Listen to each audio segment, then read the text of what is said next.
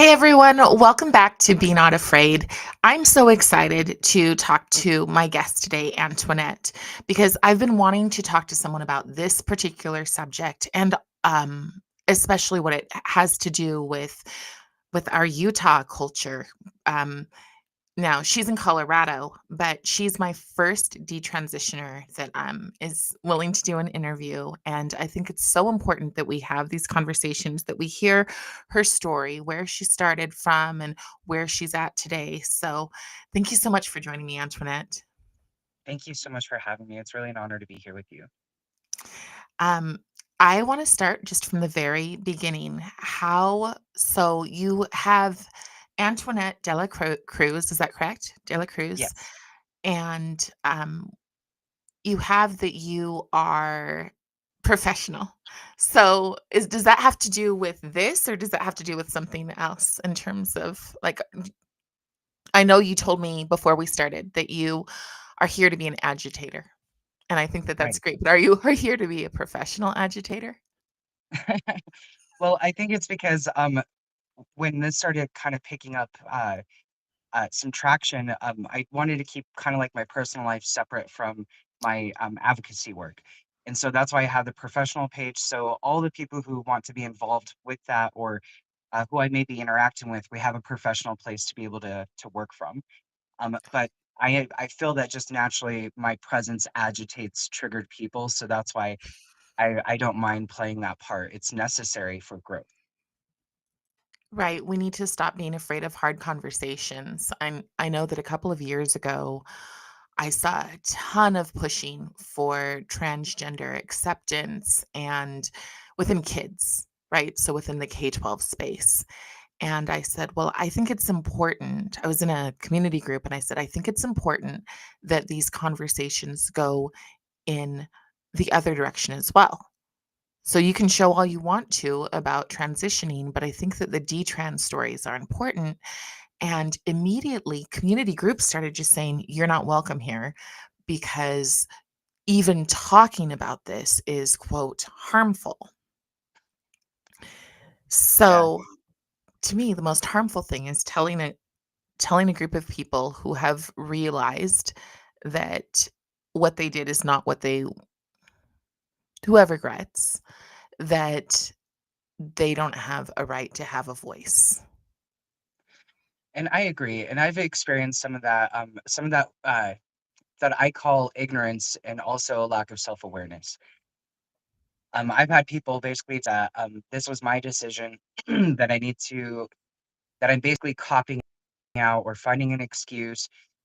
And one thing that I told a gentleman was like, you have to remember that at the time I was experiencing mental illness. So that's why these professionals are in place. So the ones that will gatekeep in those situations so I don't cause harm myself. Being in a state of mental distress, you don't make the best decisions, and at those moments in my life, I was in mental distress. So I came to these people basically saying like, I need help, and this is what they offered me for help. So as I explained to that gentleman, it's like I did understand some of these things, but did I have the comprehension for it? No. All right. So I want to start there. One of the things that I'm very concerned about and that I speak out a lot about is how mental health professionals are turning to social justice. And what is the link between transitioning and social justice? Do you feel that there's a link there? Are you frozen? Did you hear me? So it's hard for me to speak. Oh, yes, I can hear you. Okay. Can you Go ahead. let me You're see you're if you're kind of frozen. Go ahead. I can hear you though.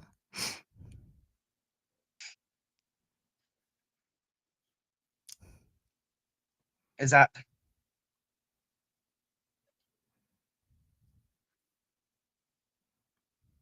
okay? You can hear me. Okay, good. Thank you. Yes, yes, I can hear In you. my opinion, when people are advocating for this ideology, a misplacement of compassion, it's fighting for the wrong cause. When you're trying to fight for children to be mutilated or sterilized, I don't know any way, shape, or form how that could be considered justice. I understand that the intention may be to show compassion, but that's also where I say it's that over. You know, um, this this is a mental disorder, and no other mental disorders are linked to the gay, lesbian, and bisexual. We don't add any else, but this one was, and so I know a lot of people speak on this and they talk about, but for me, I don't feel the social justice has any real weight when they use that, just because this is damaging and causing harm to children, and even for women. This grows, this expands beyond just children. Like how I mentioned in one of my speeches, where it's like having a cut on your foot, and then you go and you stand in sewage water. Initially, if it was to be taken care of, there would be spread of an infection, but it wasn't. Mm. And since this was caught early enough, now it's spreading. And now it's spreading to so many different avenues. Basically, this is like hero where it started, in my So opinion. let's go there. Let's go with the ground zero for you. How did you get on the track to transition? So, one of the things that I mention a lot is I feel that trauma has a lot to do with this process. I believe through trauma, you basically become disconnected from yourself. It's this thing called splitting. So, and mind you, a lot of this is going to be very overly simplified, 20 years to realize. So, there was work behind this. So, when you go through that trauma and there's a split, you basically are now disconnected from yourself. You grow up that way, like in my case, when the trauma caused the splitting in my case, I learned very young that as a little girl, I was one, not safe. I was not safe. And then two, I was not valued as a woman or as a little girl. So when I turned about 16, 17 years old, I just freshly started to realize that I'd be gay, I may be a lesbian. And I was kind of turned towards this after school. And so we I attended this. I met a lot of great like friends and everything, but we had a chaperone, and her name at the time, well, I don't know if I should share this, but she at the time she came into, and she had a flat chest. And as a little, like, as a young girl, I was just like, I know that I saw them there yesterday, but not there today. Like, what's going on? Like, what are you doing? And at that point in time, she explained to me what a binder was, and that the binder was meant to like basically put close to her chest, so it would give the appearance of a male chest. And so I then again, it just piqued my interest. And again, these are things she shouldn't have talked about. She should have got my parents first of all, so that was her overstep. So then she explains the whole process about, like, the binders, the testosterone, even packing, which What state were you in? I'm not sure if your audience knows what packing is. I'm in Colorado. Is that where this all happened? And what was the club? Yes, I'm What in was Colorado. the youth group club? Does it have a name? So the club didn't have a name per se. No, it didn't. Okay, Like, we met at this little okay, church, and everybody came from a different school, and we all met okay, there at school. okay. So I just wondered if it was GSA or not. Gay Straight Uh, Alliance, or now in it's my called town, Gendered those weren't Sexualities. very in my school, they weren't really common. If they were, you didn't really go. So this was a Okay. safer place to go and be gay, I guess. Oh, So okay, the okay. chaperone, after she explained after she explained everything to me and about again, this is just where I want to explain the inappropriate conversations that we're having, between myself and another adult. So the packing is basically where you give yourself the appearance of a bulge. So when people are looking at you and trying to clock you, as they say, like trying to figure out if you're a girl or a boy, that they'll usually look down into crotch. So if you don't have a bulge there, they could kind of tell that you're not a man.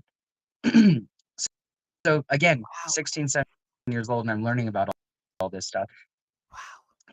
Uh, she planted the seed in my brain, and I didn't really foresee how that could be by insurance. Like, you really had to go, uh, basically to the fringes to go find anyone who was willing to give you testosterone, to get on, to get letters, to get, the whole process. So I was just overwhelmed. I was like, forget it. Dealing with the trauma that I had, I was still dealing with my own personal life, and I was struggling with alcoholism even at the age of 17. And Wow. so at this point in time, I'd say about 20 to 21 years old. And at that point in time, I started to socially transition. I started to ask people to start calling me Evan. I started to look how to purchase binders, and trying to take the whole route to go that way. So I finally found a doctor, and this person I will say by name. Her name is Dr. Rachel St. Clair, and she is a trans woman herself. When I found her, and I did know that she was trans, that's why I picked her. I was hoping it would be a more streamlined process. I was trying to rush this process because I thought it would save my life. I struggled a lot with suicide. I struggled a lot with so when I went to go see her, I lied about how that I did therapy for a year. I lied that I was living as a man for 6 months, and I wasn't doing that.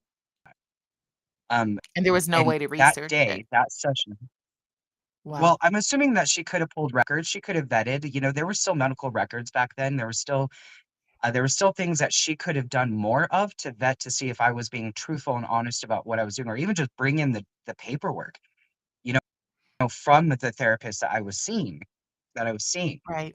but none of that was asked. Um, she that same wrote my letter for HR. When I received the letter, I still wasn't sure about it. And so it took almost 2 years of, basically fighting and battling with myself still, and then revisiting the whole thing of, like, maybe this is why I'm not happy, because I was always meant to be this boy, because I was a gender nonconforming girl. I was a tomboy. Um, my life wasn't making sense, so maybe it's because I was not truly who I was.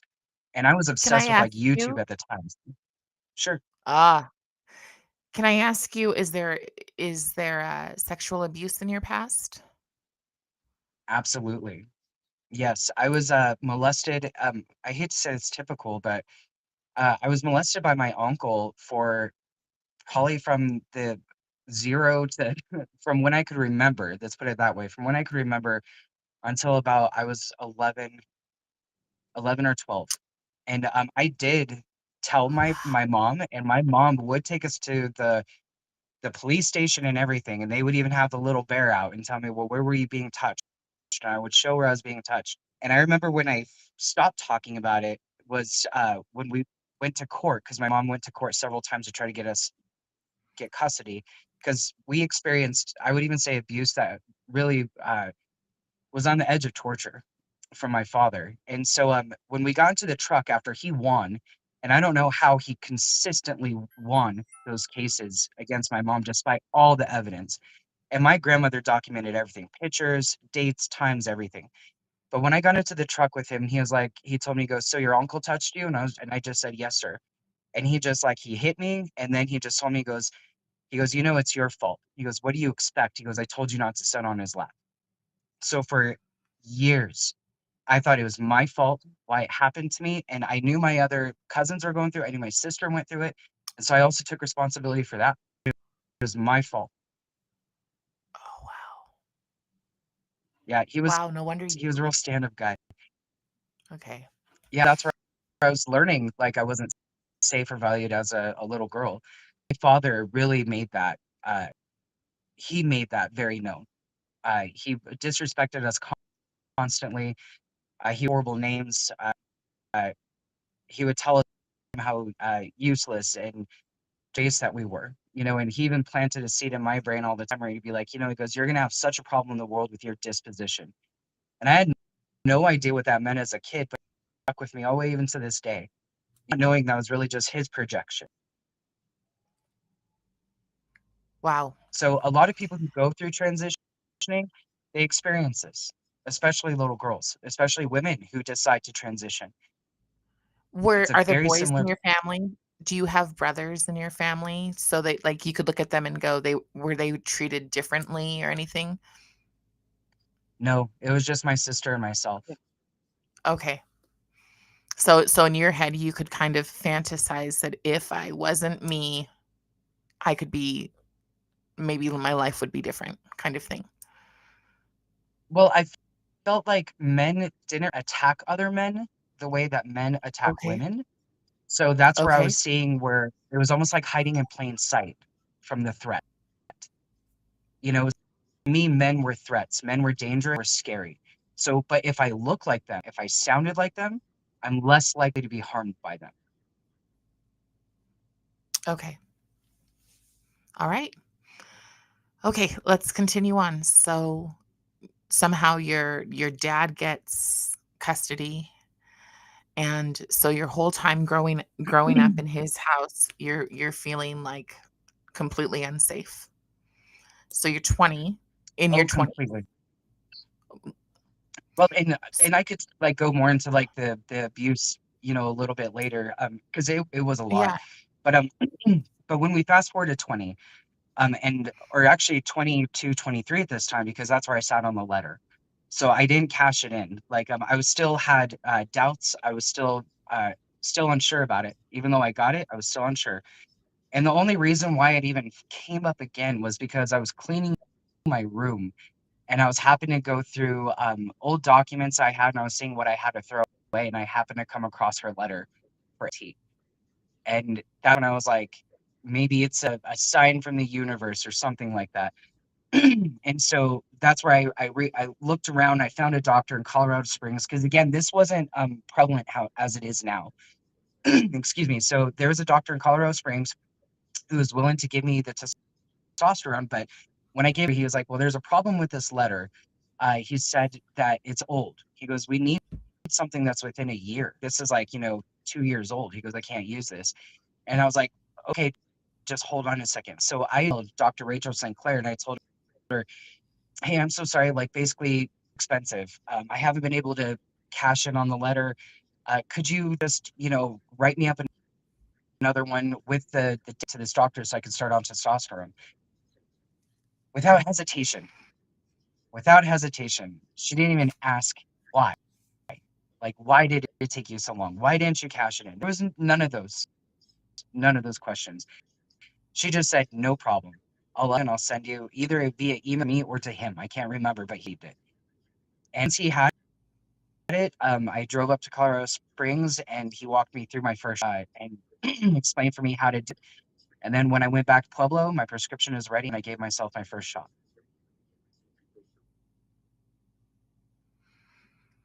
Wow.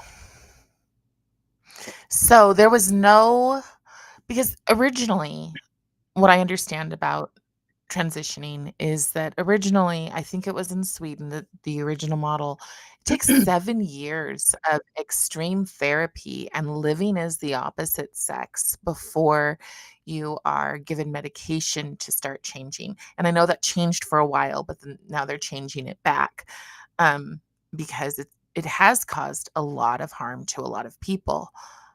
But you had no counselor walking you through, "This is what it means for your life." No, pretty this whole thing was me guiding it, which is really alarming. But at the time when I researched it, for Colorado, is you had to be in therapy for a whole entire year for that specific topic. For any other therapy, just for that topic. Once you did that, you were supposed to get a letter from that person to be able to go see Dr. Rachel St. Clair, which was a step that was skipped. And then you have 6 months. Everyone was using your pronouns, they're using And when your did you new start this? name, Because you you're wearing the binder. Okay, okay. Sorry. You started this how long ago? How many years ago did you start the process? So this was near 20 years ago. I'd want to say it was 2003 or 2007 when I started. Okay, so well before it became And the that's what kind of further pushed.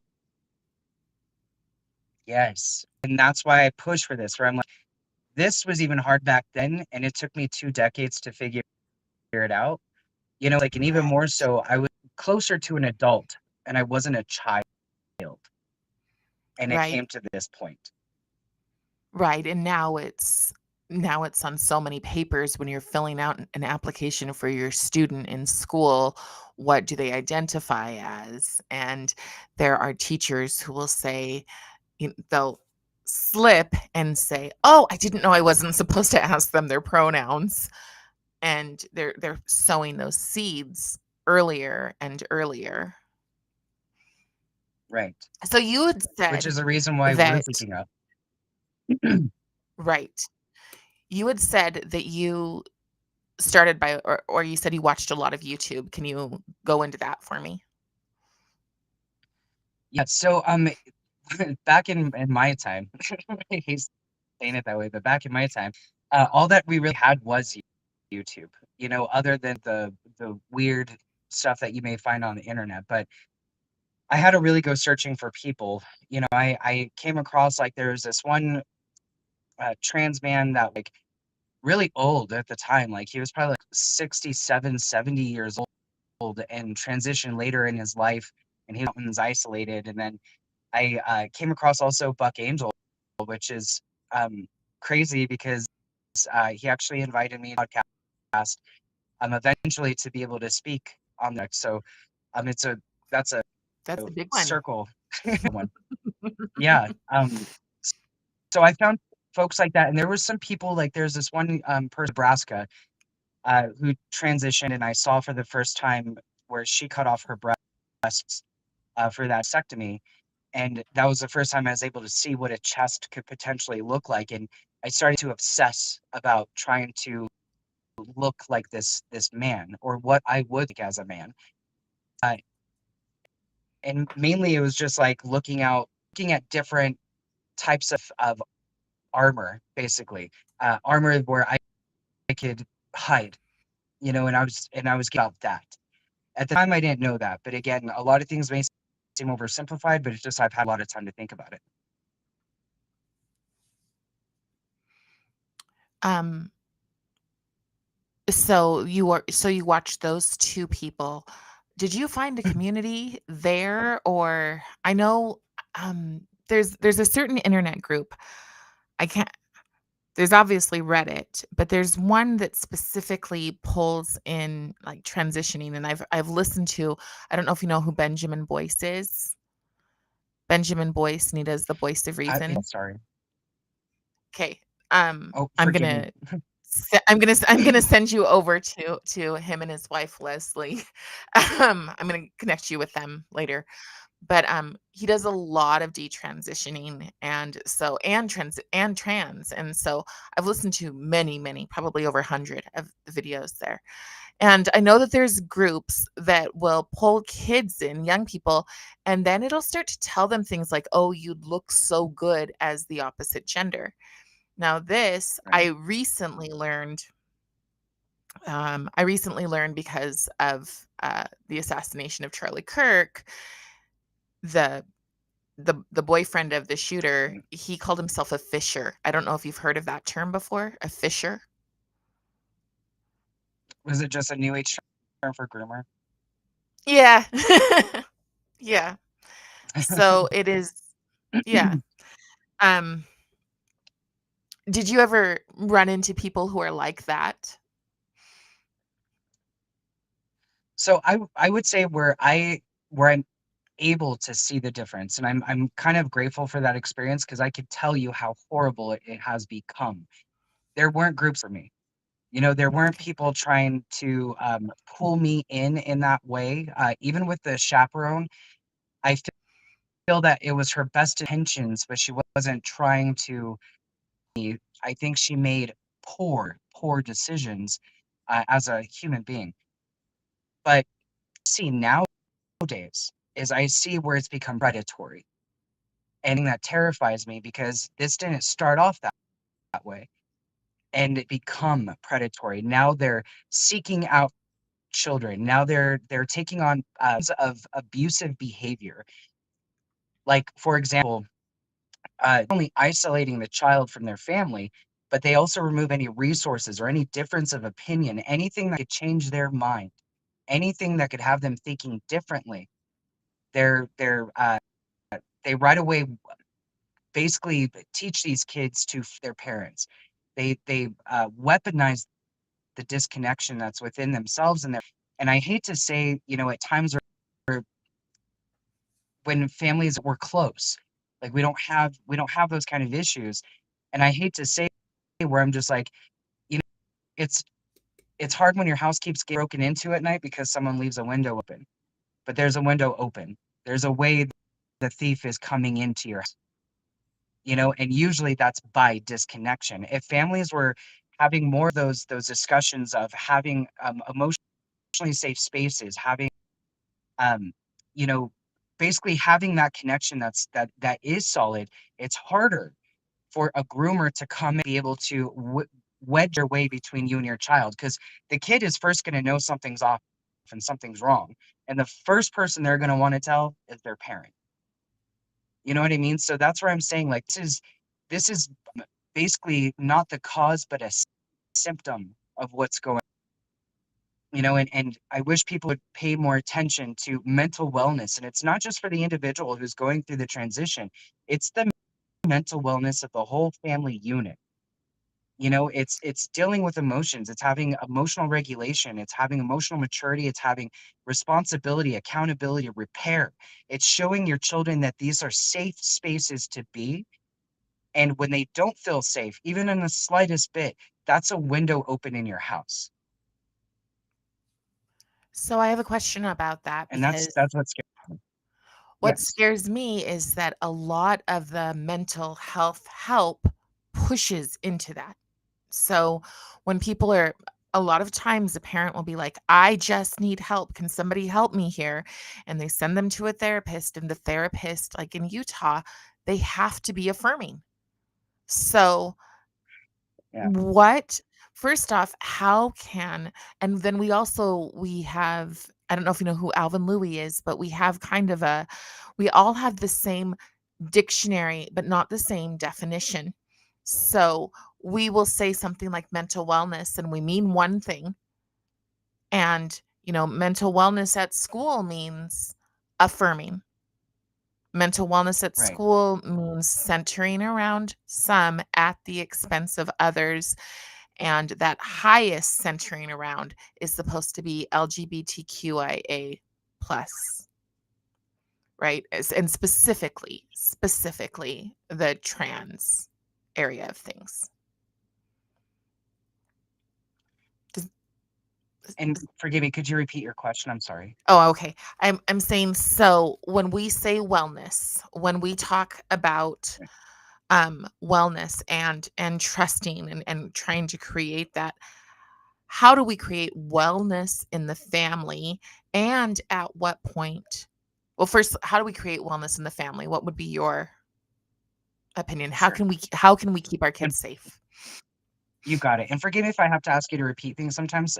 Sometimes with my brain, it'll get distracted, forget what again, You're because it fine. could be Don't possibly worry. being neurodiverse, which is another target for these folks.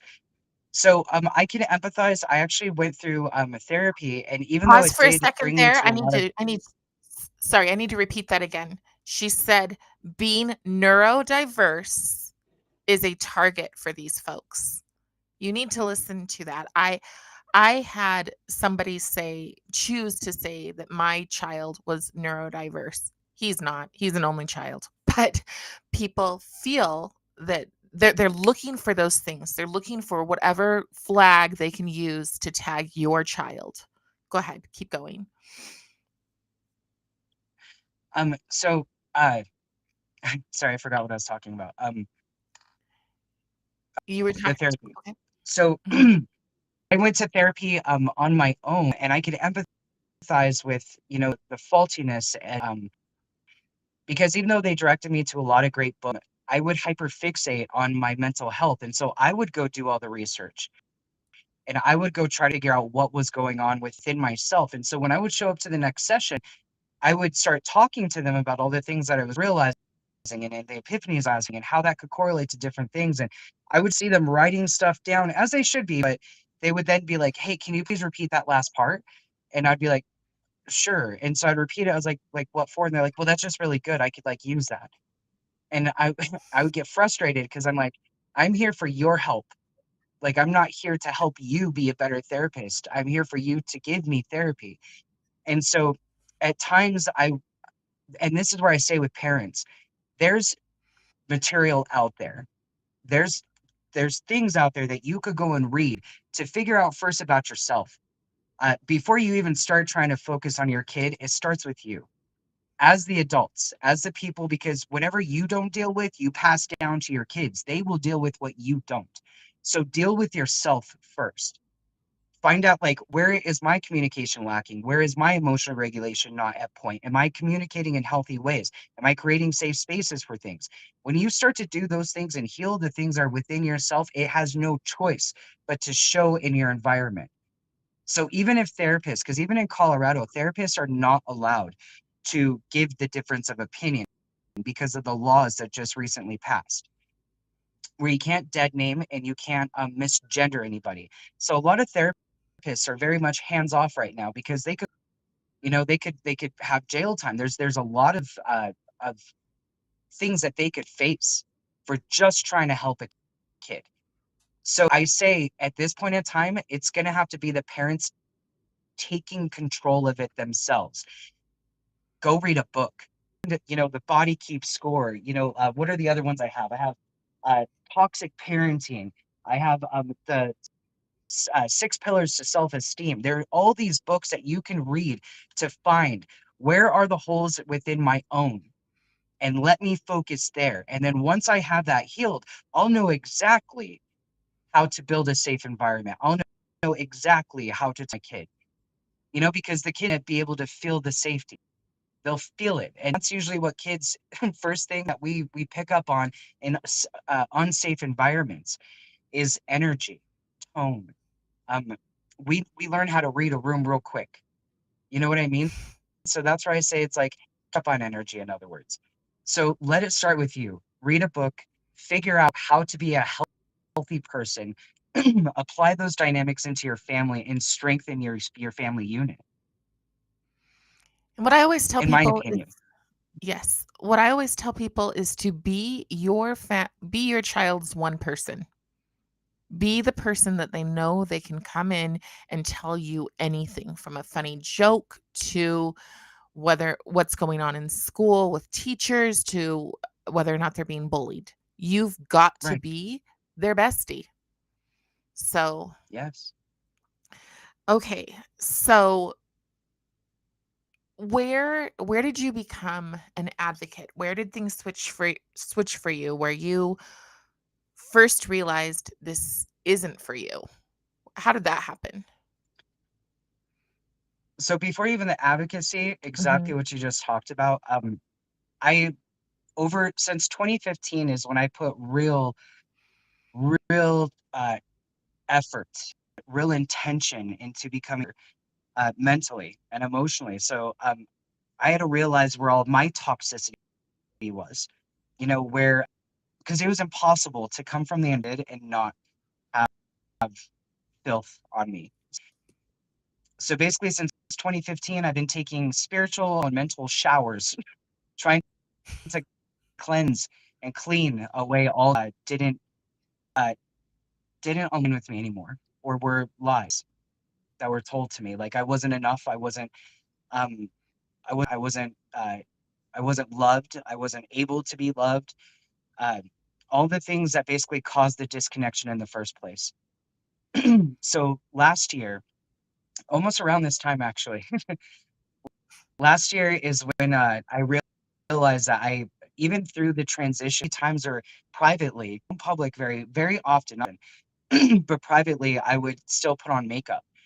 And I would notice about how much happier I felt putting on makeup and how I thought I looked pretty, and then I would get disgusted with myself where I'm like, no, I'm a man.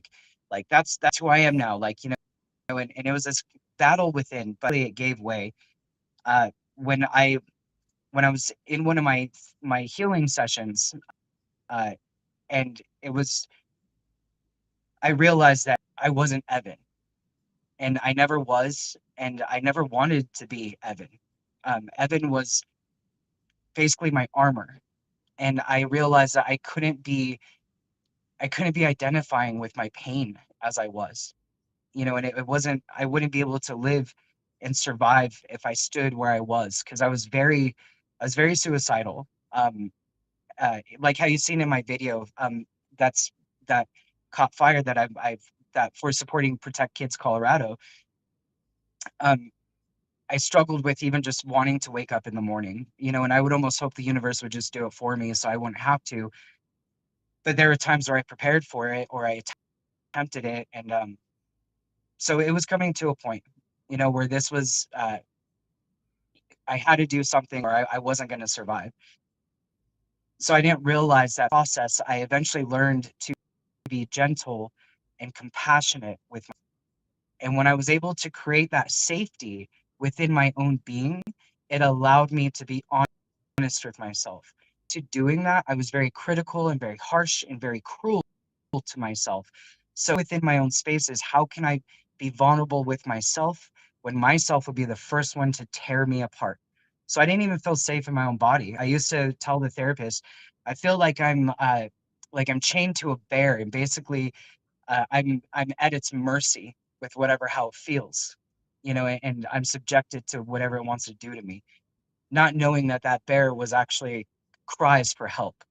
You know what I mean? So once once action happened and I realized that this was a mistake, I the first thing I did was I went to go look at the opposite, the other side, because I avoided that. I didn't want to know. I didn't want to know. I just in my mind already they were the enemy. They didn't understand. They just didn't want me happy. They were bigots. You name it. I was saying it, but really what it was is I was terrified to hear something that would be truthful and something that would tell me that I made a mistake. Especially after everything I did to myself. But I went and I looked. And when I went, I found that there was this guy, and his name is just as cheap as it sounds, John Money. And he was one of the main people that pushed for research, as he called it, research about two twins. And basically, one boy got castrated. They they made that little boy without telling him that they forced him into being a girl. And John Money had this theory, and literally just a theory, that gender was a social construct. And when this family met this tragedy, they somehow got connected to this sicko. Um, so for him, it was a perfect experiment. Now he has two twin boys. So now he has a control. Now he has the one he could actually say this theory could possibly work. So these boys were basically the kid's name was Bruce, and they made him. He lived up till like as a woman up to I think about 14 or 15 years old, and things were not syncing up for him.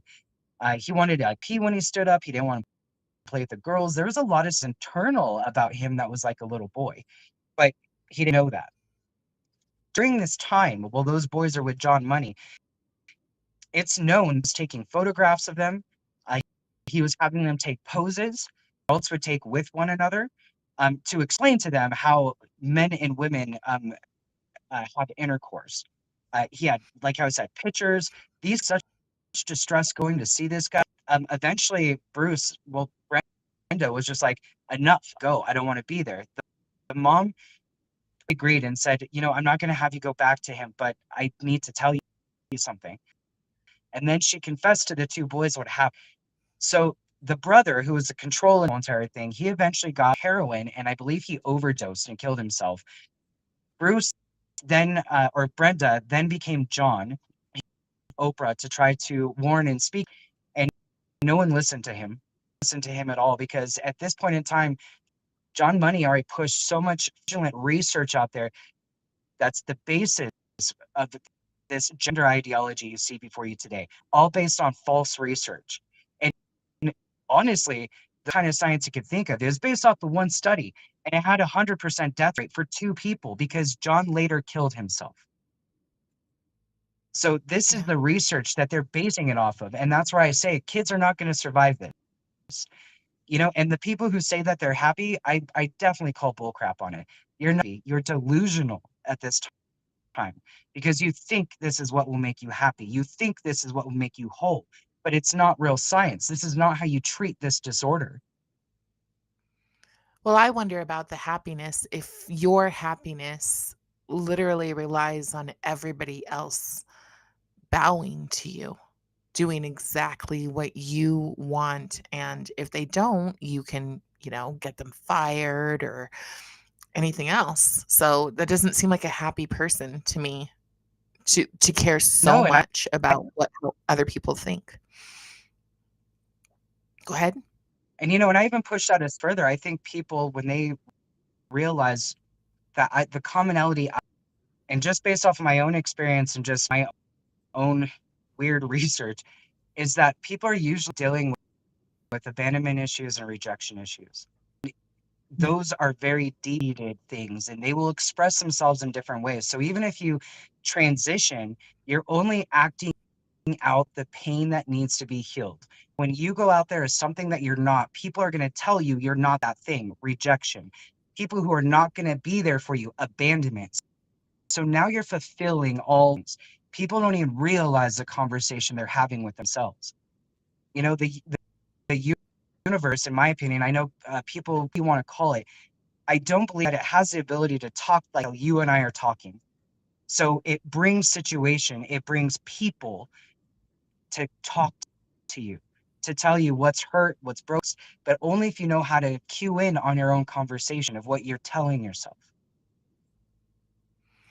So, is mental health kind of your spirituality, or have you found some sort of a spirituality, or like, is there a cultural spirituality that you use to kind of guide you? I'm honestly, I'm probably agnostic at best, but I'm mainly atheist, and I know sometimes that crushes my mom because my mom is Christian, and so is my father, my stepdad. That's who I call like my dad.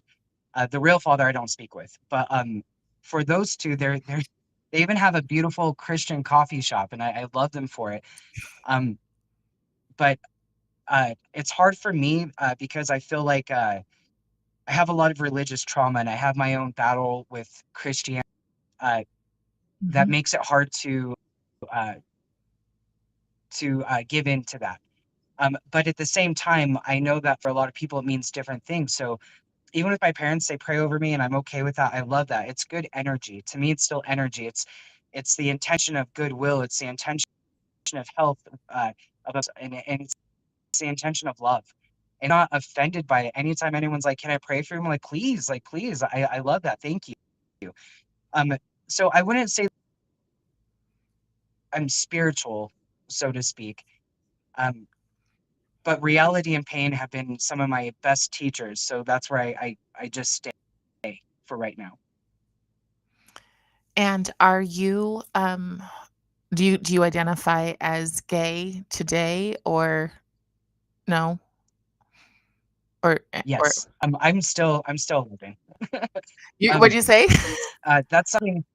Oh, I was like, I'm still a lesbian. Yes. Okay, Um, sorry. Sorry, that's what I meant. That's a terrible moment, sorry. no, no, That's no, my you're good. No, no, Okay. not at all. And please know, ask me anything. I know that sometimes I used to tell when I was still very much in the ideology is I still try to practice uh, patience, where I would tell the trans people, and I would tell them, be like, if you're the worst experience as the first person they meet, they're gonna hate you. And I was like, so try to be compassionate, try to understand that most people like you, so you're gonna be the first one. So be gentle, explain things. But when you're not, it's hard to do those things. Right. And also in an ideology I mean, a lot of people believe that if you don't affirm them, you're literally causing them harm, literally causing them damage, that you're their enemy.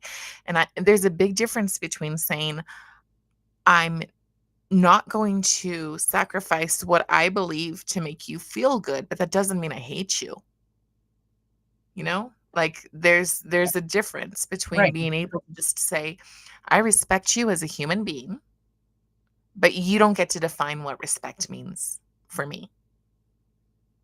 And I find Right. that a lot. Like, I'll go to certain places and people will be like, "Oh, she's so nice," and I'm like, "And if you read my Twitter, you might not you might not think so, even though I am." But if you are Yep. in an ideology that believes that to disagree is hatred, then we have an issue. I Right. want to But talk about. I even Oh, told go my ahead. mom today, I was like, even Jesus like toppled tables and was whipping temples. So there's a balance. There's a balance. Yeah. Yes, there absolutely is. And if you don't stand up for what you believe to be right, eventually you won't believe it anymore. I think that that happens a lot with the Right. culture of kindness. People use kindness to get you to self censor, to not say anything. And then what happens, and that's where I'd like to go, is what did you do physically? And what repercussions do you still have from it? Sure. So Okay. physically I removed my breasts. Is that what we're talking about, correct? Like the surgeries? Yeah, yeah. Yep. Okay. So yeah, I got the double mastectomy. I had my hysterectomy. That was the first thing that went, because as a reminding me as a woman is when I would have my period. So it was also due to, even if you gave yourself too much testosterone or too little, your period will come back. So that was something that I wanted to disconnect from, was that femininity. So I went for that. The guy who did it is a real sketchy dude, but at the time, worked with whoever you did. Like, it's not like today where you could just say, "Hey, I feel like I'm a boy," and they'd be like, "Great, here's your testosterone. We have all these line of doctors that are willing to mutilate you." So I got with that guy. This is where another part of where you fall through the cracks, sort of thing. When I went there, I basically told them, 'cause I was with Blue Cross Blue Shield at this time, and they didn't have any cares whatsoever. So I basically told the nurse my story, and then I told her, I was just like, I need to get these out. If I don't get them out, like, I'm gonna kill myself, basically. And so, even though I appreciate her compassion, I would have rather the ethics. At that point in time, she told me, she's like, "So basically, we have to find something. We have to find something wrong." And I was like, "Yes, to find something wrong." And she was like, "Okay, no problem." And basically went through, looked, she goes, "Do you see that? Do you see that?" She goes, "I see 3 fibroid tumors." She's like, "That's more than enough to get those removed." And I was like, "Are you serious?" And she's like, "Yes." She goes, "I'll do the paperwork now." So I was able to, and mind you, that's something that could be handled. All women could relate that we do get fibroid tumors. We get those things Right. on our ovaries, and those things can be removed. The ovary doesn't have to be removed, but that's what they Right. did. So I went to this doctor, again, sketchy dude. On the day of, he basically perfed my bowel. Um, we didn't know about it for 9 days. So 9 days I was sitting in excruciating pain. Basically, the excrement was going out into my abdominal cavity because they removed my ovaries or my cervix. It just burned through that because it's just acidic and it's just waste. And it just it caused an abscess on a cuff. There was so much weird stuff going on with my body. Like, gas was coming out of my vagina, which is not, I have no idea what that's about. And the pain, I could handle pain, but the pain was excruciating. I went to the hospital after about 9 days of dealing with this, and the nurse told me, if you would have waited just a day longer, all we could do was make you comfortable because you're going septic. They got a hold of the doctor eventually. There was another doctor that got involved to correct his mistake. I carried ileostomy back for 4 months, and that was something that was a deep-seated fear of mine. There it was in my body. I died on the table the first time, that because I was under the anesthesia for too long. As I'm coming out, I could hear them saying she already died, and they're like, she's not breathing on her own. She is letting the machine breathe for her. And as they see me coming through, she's like, "Honey, you need to let the machine breathe for you. You're not breathing on your own." And I had to have this thing that felt like a leaf blower on my face for hours until my lungs were able to function on their own.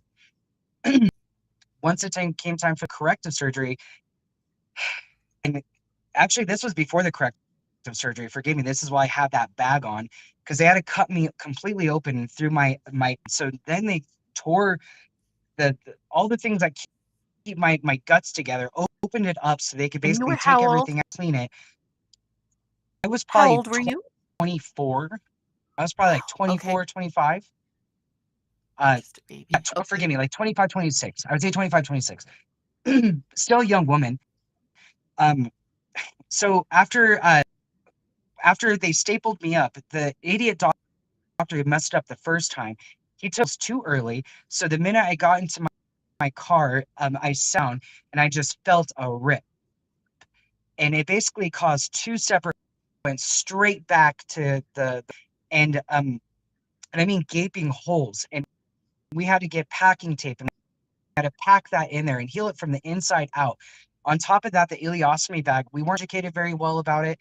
I didn't know there was bile that was leaking onto my skin, and the bile that comes from there is the same. If you do not remove all of it, the way the color is not even showing, it's eating actively at your skin. So I Oh had my just gosh. these, yeah, it was just like acid around that whole entire stoma. And it was just the worst experience, not to mention the trauma, the situational depression, it digging up the issues I already had, but then had to face more of, but not prepared with it. So it just spiraled me even deeper into this pit. And so after that was done, got the bag removed, and everything was like starting to finally heal, I got the breast removed. And the part with that was that they told me the only thing you have to worry about is if we remove those little gauzes and your nipple, that means that your nipples didn't take. So the thing about nipple, I'm a Hispanic woman, so our areolas are significantly different than smaller areolas, and men have definitely smaller, more oval like areolas, and you're trying to create this image. You're trying to fit it. So have my natural areolas uh, on my body with no breast tissue. It was horrible. So I opted in to have them cut off, to be reshaped, and then to be put back onto my body in designated spots. So that means I'd lose all sensation. I would never be able to feel my nipples again. I have numbness along my chest that would probably never go. Did. So I have tons of places where the only way I could tell I'm feeling it is because my lungs and on my lungs and my chest what could tell me, but I can't feel my skin. So that was the last surgery that I had. After and then forgive me. So when they did take off those things, guess what color they were? They're black.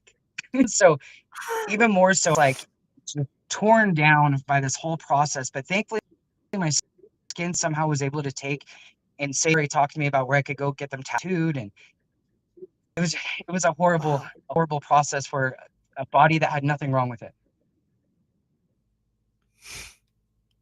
That's pretty powerful. A body that And had then nothing wrong with it. right, Go ahead. and I didn't Yeah, and I didn't even mention to you about the advocacy work and about how I even got into it. right, And this was through a group that's on Facebook, and it's called Detransitioners. And I was on there trying to meet with other people just so I didn't feel alone in the process. And I met this young woman, and her name was Jess, and she put out basically call to action saying, "Hey, there's this group that's trying to bill from being passed." She was like, "I'm not really in a place to speak. Would anybody be willing to do it?" And like how I told you, I naturally agitate people, so I was like, "This is perfect for me." And so I reached out, and the person I was able to talk to was Dr. Bowman, but he introduced me to Dr. Travis Morrell, who's become like a brother to me. And he's one of the people that's supporting Protect Kids Colorado. He basically took me under his wing. He made sure that I knew what I was doing, but I had my own free choice. But he just made sure that I was protected, that I was seen, and that I had a safe space to be able to share my story. And ever since meeting him, and then Aaron Lee, uh, who's the one who's running this campaign to try to get preventing children from having sex change surgeries under 18, right. so minors are not allowed to opt in for this thing. She's the one that's running this, and these two have been such huge And you're doing a inspirations to me fundraiser and for have this right now, basically right? brought me into this And you're doing a right fundraiser now. And for we're this in a right time now, right? constraint. Okay, Yes, tell me, yes. give us that information. What is that information? And This then I'll is I'll put it in this thread. Go ahead. thank you. So you can look at Protect Kids Colorado. You could also look at my X profile, and I have the place where you could go and donate. But right now, we need donations and signatures. Right now, I think our goal is for $250,000. I feel like we're up at about 50. I want to say it's about 50,000 right now. We need the signatures, and what this will do, allow us to put an initiative on the 2026 to to, and there's three things for this, but we're focusing on for right now is that children who are minors under 18 are not allowed to have these surgeries. What do they tell you when you have these surgeries? Like, what is the do these kids know going into it the repercussions? Do you know your surgery could be botched, your stomach can explode, and you can go septic? Is any of that told to the kids? So I don't know what's being told to other people in my situation, kind of like the thing you and I talked about. Did I about it? Yes. Did I have the comprehension for it? Absolutely. Not in the state of mind that I was in. The doctor who botched my surgery and perfed my bowel, he told me there's a 1% chance that I will perf the bowel and that there will be complications. And I was like, 1% chance, that's not going to happen to me. So these things are touched upon. But to say that someone who's in mental distress or who's not mentally well comprehend these risks, absolutely not. I'm in desperation, and it's like when desperation meets compassion, and it's not a beautiful mix. Did you do this by yourself?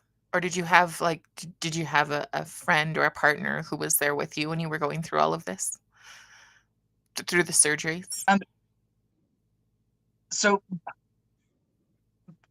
my mom was there to help like during some of the recoveries, but I feel it's very hard for her because of the obvious. Like knew she knew this wasn't real. I didn't, and but she didn't want to push me because I was already a sad You were suicidal fragile. child. Parent would just push someone. Right, exactly. The partner I was with, Phil, she had a of her own of wanting to be a straight woman without being a. I feel like she was more supportive for herself than my wellness, but she was there for a lot of it, and she did do a lot of things that I was grateful for to like helping me. Like she dealt with like my ileostomy bag because I couldn't even look at it without just even now, even thinking about it now, it still messes with me. Uh, Okay. sorry, You're okay. but I'm I'm I had I'm people holding it who back were, too. for the most part, thank you. I did have support, but I just supported me because I was already on the edge, or they had their own motive. We didn't know how serious. Did you ever get to a place mentally where you made people like you were I, I'm going to be blunt here, but there are people who will say if you don't support me, you don't love me, I'm cutting you off. Were you ever in that place? Yes, yes. Um, when I surrounded myself with all that material, it made me really feel that if your parent couldn't just want to see you happy and not kill yourself, that they never loved you and they don't care about you, and that they're an enemy to you now because all they want to do is keep you confined to things they understand rather than you be who you're supposed to be. So I punished my parents for that. Um, That's where I think a lot of I mean, that's why I wanted to have this conversation because the people I know who are going through something similar, even if it's just the social transition, they're kind of held hostage in their own homes. The kids right, have been taught that if you don't support us 100%, if you don't, we then you don't love us and then we shouldn't exist and it's right. really And sad. I think what really during this whole time that I've been with like Travis and Aaron, and I've been like meeting, and what really made me want to reach out to my parents other than what was going on was that I was listening to other parents, and I was listening to their anguish of being away from their kids, and how they just truly just wanted them to be happy and whole, and they just wanted them to be safe, and they just want to protect them. and that's all they wanted to do. That's it. And even if it wasn't done perfectly, it was with love. And it made me realize, like, because I punished my parents. I stopped talking to them for 10 years. For 10, and my mom, like, she would try. I remember, she would send me like birthday wishes, and I would just be like, "You don't even love me," like cruel and like harsh to her. And like we talk about this now, and I just apologized to her, and I just told her I understand like what I was going through, and I didn't understand that you were just trying to like reach out to me. You're just trying to help me. And I was like, and I'm sorry, and I'm sorry for the pain that I caused you. But it robbed us of a lot of time. So one thing that I tell parents that I feel, because you don't know what you don't know. I didn't know how serious this was. She attempted when I was younger, because she knew the stuff, me and my sister, she tried to put us into like therapy, but we didn't know this was going to be part of it. We didn't know that a disconnection could lead to this sort of thing. So, uh, what I've learned over the years is there's this thing called motivational interviewing. And I think that would be a game changer for parents, for their children.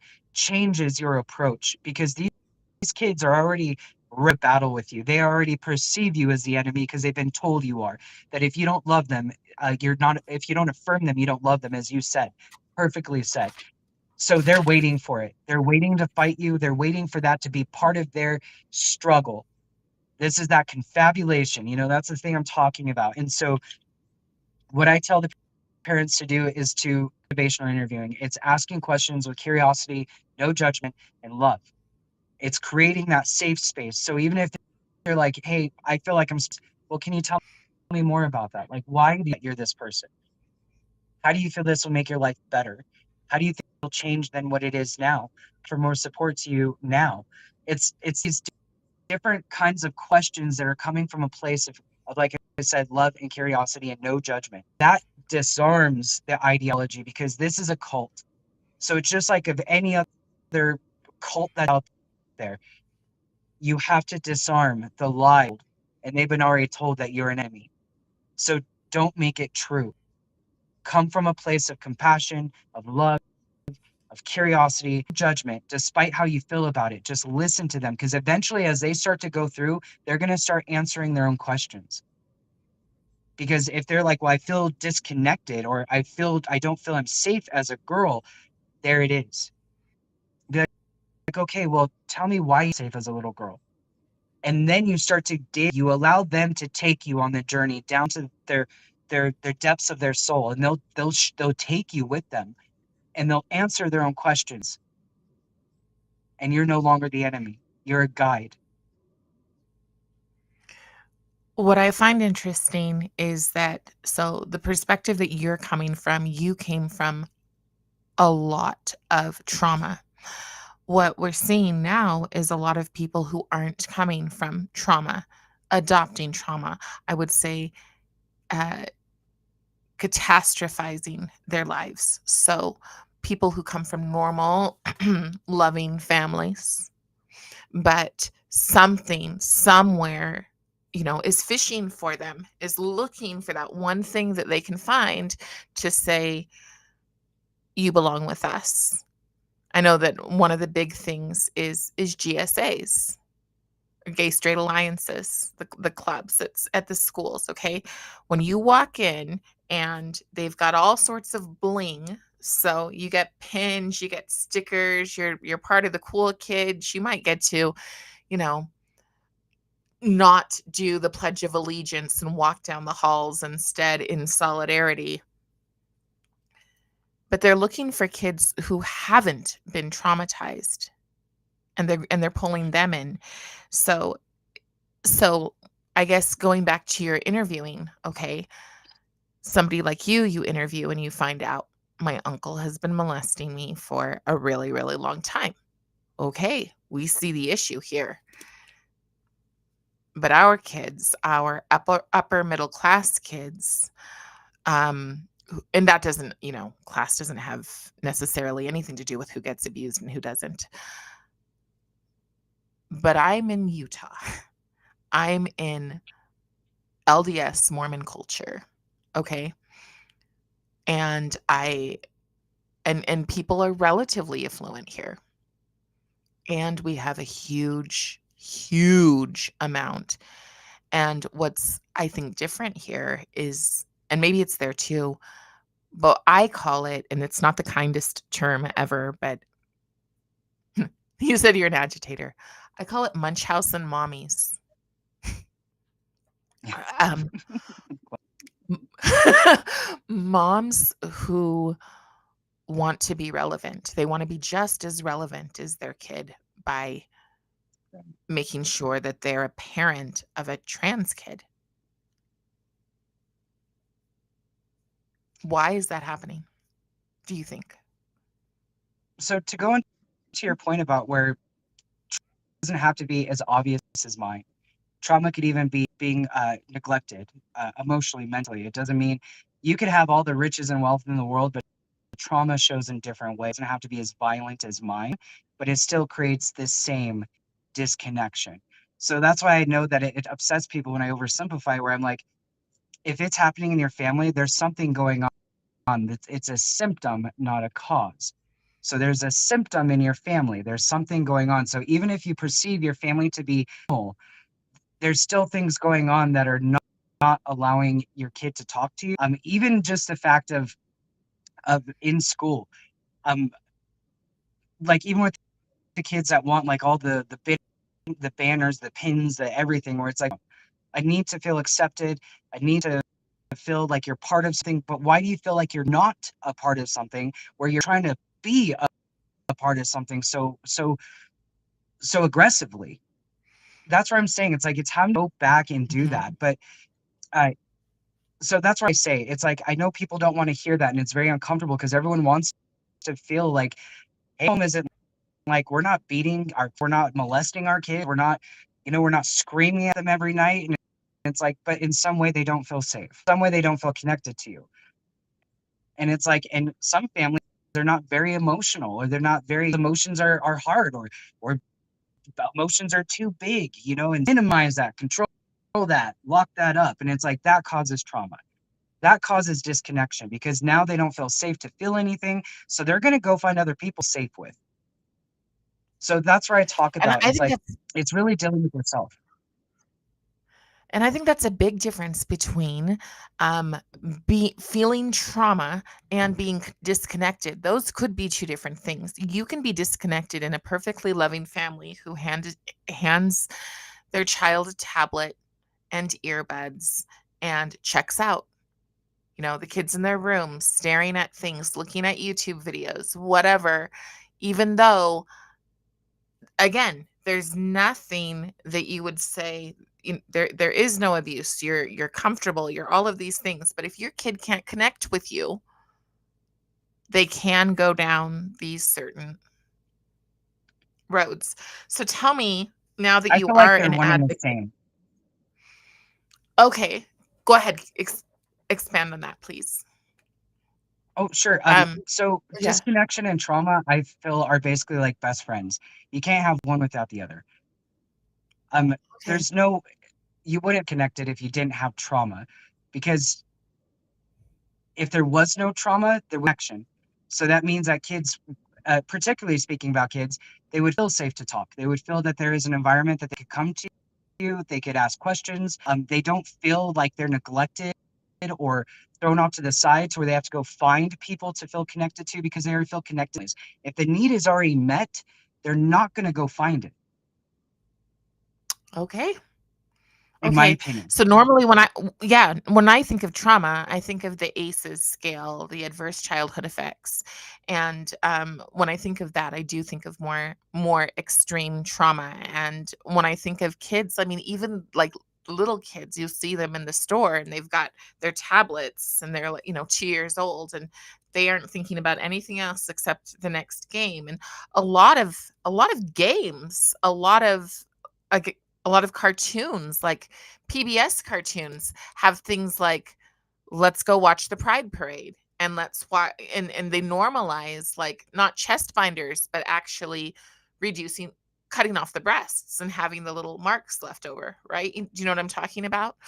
So Yes, those are I have kind of things that a parent seen might that stuff. go, yeah, where a parent might go, I am I'm not traumatizing my kid. I'm empowering them. I am helping them be enlightened.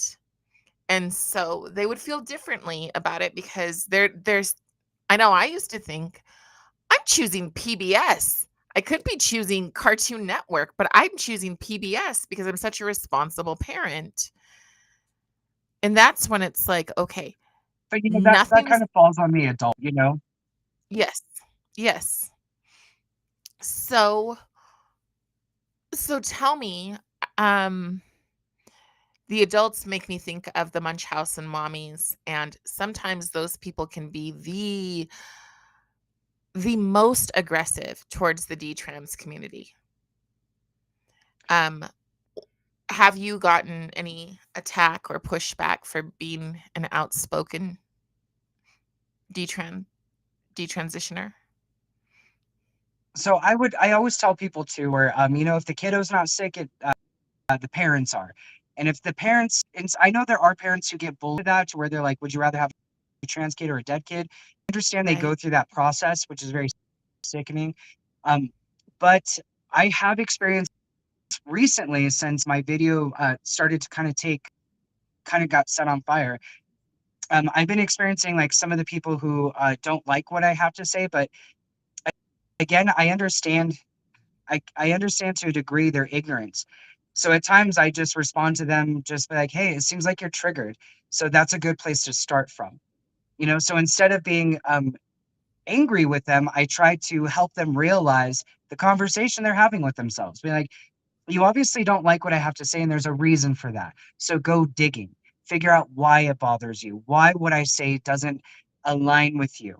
You know, and it's like, and explore that instead of being afraid of it. That is so much more gracious than so much of what we see online in any I appreciate direction. I'm not spicy. You know, I had one gentleman that attacking me constantly and told me that I wanted like trans kids dead and like basically was really pushing that kids should be trans. And I told him, and again, like I can't be spicy. And after being enough was enough with him, and I was like, you know what? I don't know why you're so focused on XYZ other than the harm that's being done on children. I was like, it makes me just think that you're the type of individual that has to go and tell your neighbors who you are before you move in that neighborhood. And without even a second thought, he blocked me. And I was like, it must have been correct. Sounds about right. Yeah, I saw Joy Reid today post something about how Jingle Bells was racist, so I sang my own version because I was just like, I'm so tired of it. I'm just so like, ah, and they can say, you're triggered, and it's like, well, I'm gonna push back now. I'm a little bit done being Right. quiet about issues. You're So like, there's a difference between triggered and annoyed. Like, I'm yes, annoyed. there's that. There's Yeah. very much that.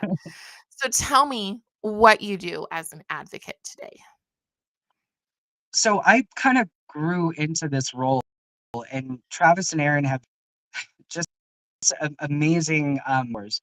So it just happens where they'd be like, I have an event. Would you be willing to come here? And I'm like, absolutely. And then I'm there and they're like, we're doing this podcast. Like, would you be willing to show up on here? Absolutely. There's this radio show. Would you like? And so it just kind of like where they find these opportunities and they see if I'm willing and able and comfortable to participate in it. And I'm always game for it. Like I've been fighting my whole life. So I'm not afraid of battles. I'm not afraid of wars. I'm not afraid of conflict.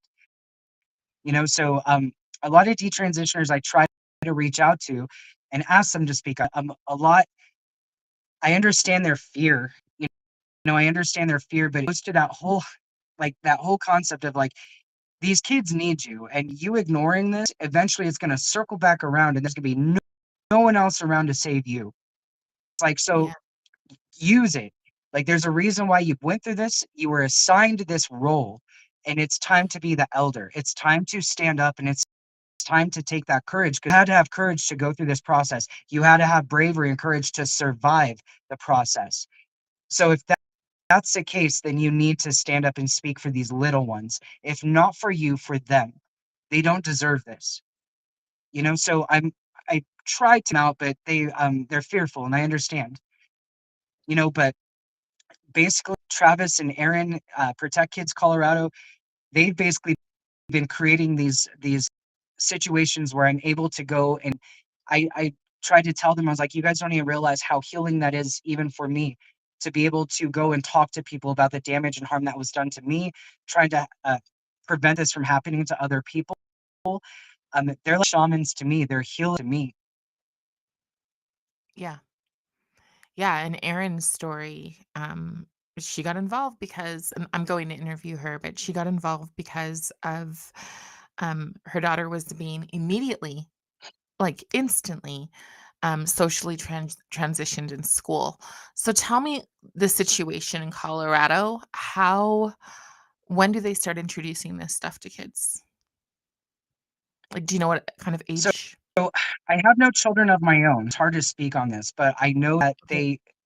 like Gays Against Groomers, they try very hard to keep that seems very inappropriate away from our kids. And you could look on Gays Against Groomers, and you could see some of the things that they put into schools they think are appropriate for children, uh, which I'm not sure would be appropriate to talk about here. Graphic and that disgusting. Um, and from the laws, one of the laws we're trying to fight was HB 13. I think it was 1325 or 2513. Forgive me, my brain is mixing them up. But it basically Mm-mm. didn't allow us to intervene on a child's behalf, basically.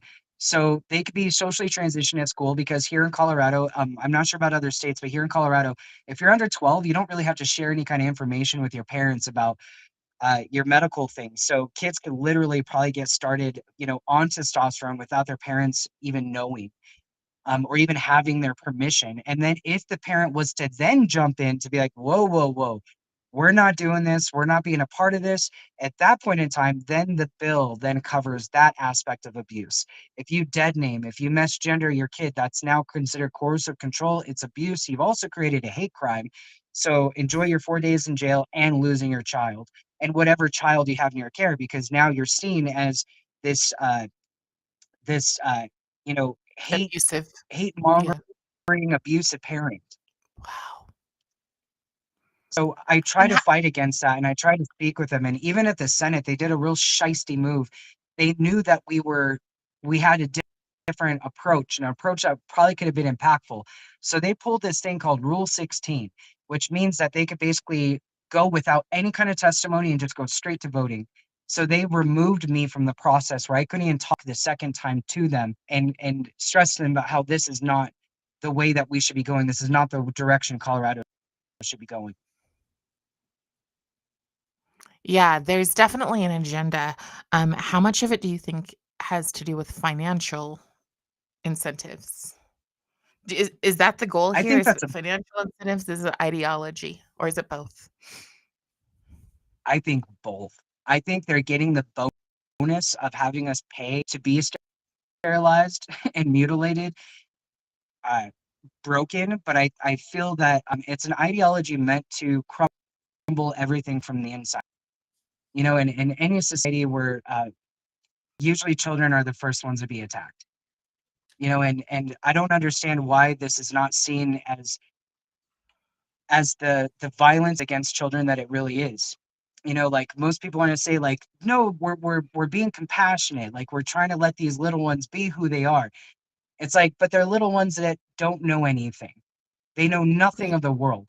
If they were, they would be out there working, but they're not.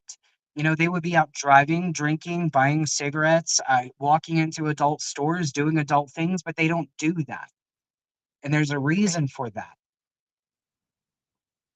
Well, the thing that I've noticed, I mean, I think it's impossible to ignore that so much of the violence is coming from kids who are on this track. And that has been I've noticed that I've just been like, well, like you said earlier, they target the neurodivergent and they target it seems to me that they target trans kids towards activism, and that is, uh, um that's horrifying to me, that it is this constant sort of, if people don't like you, they're literally your enemies, and if they don't support you in any way, they're actually causing you harm, and if they're causing you harm, even internally, that's violence, and if it's violence, you have no alternative except to protect yourself, and Yeah, it's very culty. yeah, really it is. I wanted to Mhm. show a few, things here that make it relevant to Utah. So one is, this is from Representative Carrie Ann Lisenby, in Utah, and it says, "I'm grateful do no harm's careful and methodical analysis of recent, I can't see the word, conducted by the Drug Regimen Review Center at the University of Utah. The U's shockingly uncritical review asserts that puberty blockers and cross-sex hormones are safe and effective." Never heard that before, right? So, Right. that they are safe and effective amid a sea of weak evidence, data extraction by a single reviewer rather than at least two, and conclusions based primarily on narrative summaries rather on quantitative synthesis, all despite reaching conflicting findings from well established systematic reviews available prior. So they were saying that these reviews, these studies have asserted that things are safe and effective despite the fact that there is evidence that they are not. And we pay for these in our schools. So we're being used and manipulated in multiple different ways. Let me just pull up a few more pictures here. This is debunking the Utah Department of Health and Human Services defense of pediatric medical transition. You guys, this is Utah. This is supposedly the safest of all, this is the religious state. And we have experts telling us it's safe to transition our kids medically. You need to hear that medically, not just the social transition, which does a lot of harm in itself, but medically transitioning our kids. And we're told it's safe. So don't ask questions because smart people don't ask questions. So, and here's the conclusion. Oh, that's going to be a little hard for me to read. Um, can you see it? To read it? It's a little hard for me. The Utah report, and Oh, it's okay, it's really hard to yeah, see. it's very small. Anyways, you can see this all on Do No Harm. And I think it's really important that you do look it up. I think it's really important that you go and stop blindly trusting. Stop allowing yourselves to go, oh, under the name of kindness, I'm not going to protect my own children. Stop saying, Right. "Oh, under the name of kindness, I'm not going to speak up at church to the kids that I teach," because somebody has to protect these kids. And I think it's amazing that you're doing it without having kids of your own. And it's extremely brave. You may say that I appreciate it. there's nothing, that you've been through a lot, but let's be real. To speak against the narrative today is quite frankly deadly. Oh, I'm okay with that. They have no idea where I've been. I mean, It's hard to scare someone when I was constantly playing with that, so it's okay, and if it's something to die for, that would be the best thing to die for our future. and those, like, when I just saw you talk, that's why I was like, I need to talk to her because those are the voices I want to highlight. I want to talk to the brave people because when we highlight brave voices, we give other people permission to be brave. We need heroes, and you are one. And you're one of them. So, I mean, it's really I love what you said towards the beginning about you were given this all everything that you went through, you were given so that you could stand up. I know you said you're not religious, but so that you could stand up for such a time as this. That's the thing. We are at this place where you cannot sit on the fence because targeting our children No, is not real. anymore.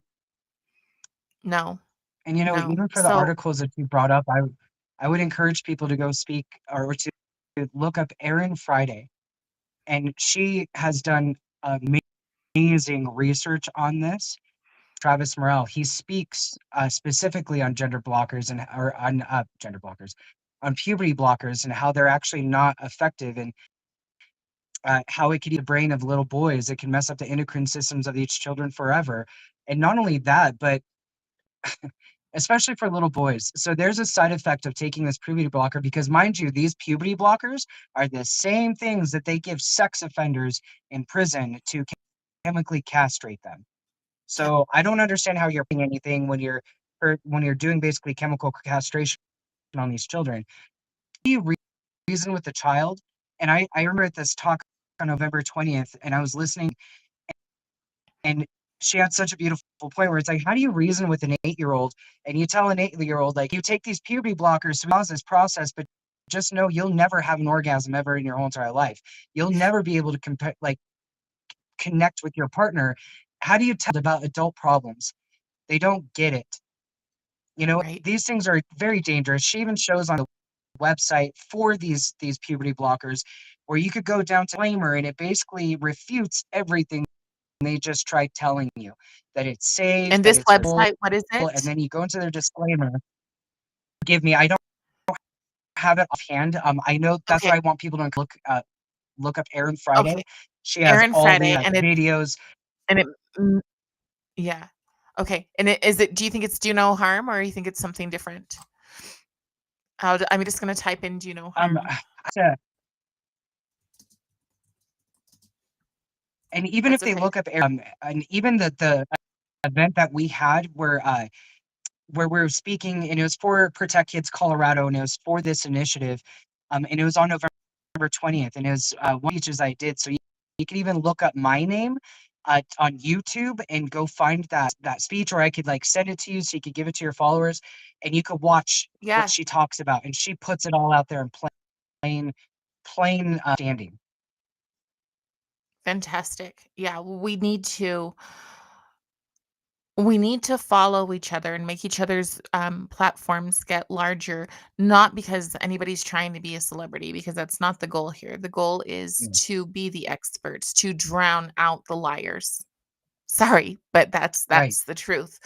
We need to drown out the lies because, and I say this often, I had a young woman who said, "Us kids know something is wrong.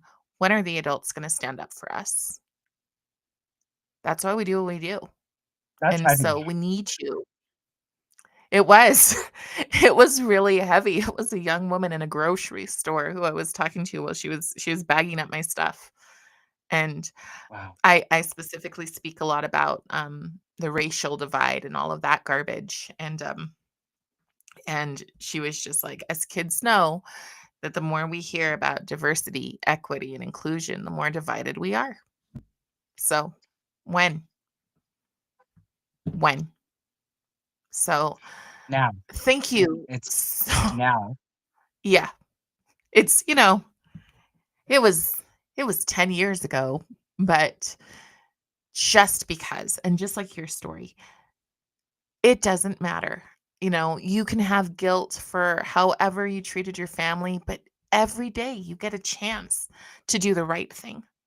Every day you get a chance to heal from people and to give people the benefit of the doubt and to embrace the good people in your life and really to do the right thing. And so I'm so grateful that you are doing the right thing, and I'm so thankful that you said yes with less than 24 hours to come on and talk to me. I really appreciate it. So thank you It so was my much. Now, honor. where Where can people follow you? So I'm Where on X. It's Evan De La Cruz, but the DE, the E is a three. So it's Okay. just my old name. But I'm on Okay. X and I'm also on Facebook, and it's Antoinette De La Cruz Professional. That's my professional page for the advocacy work that I do specifically. I don't accept on my personal side, so that's how you'll know you're at the wrong place. So, um, Okay. but Perfect. also, one of the biggest things I wanted to stress, as you mentioned, we're under a time constraint right now of trying to raise the funds and get the signatures necessary to be able to put that on our ballot for 2026 to protect minors from sex change surgeries. At Kids Colorado, anybody could donate. And even if it's a fact, if Colorado could be the tip of the spear, so to speak, to get this rolling for the rest of the country, and us help push us across that finish line so we can then start to propel this new energy forward, which is stand for our children. We were on sensibility, reading, and critical thinking. I love it. Thank you so much. And yeah, I will put that out. If you'll send me a link directly to the how to donate, that would be wonderful. And I'll put that out, and I'll also put it on our Instagram and just try to get people to, it's a perfect thing. And right now is the giving season. So can't think of more important work. So thank you so I'm much. I most really grateful. appreciate having you. Okay. Thank Bye-bye. you for having me. Bye bye. Thank you so much. Bye.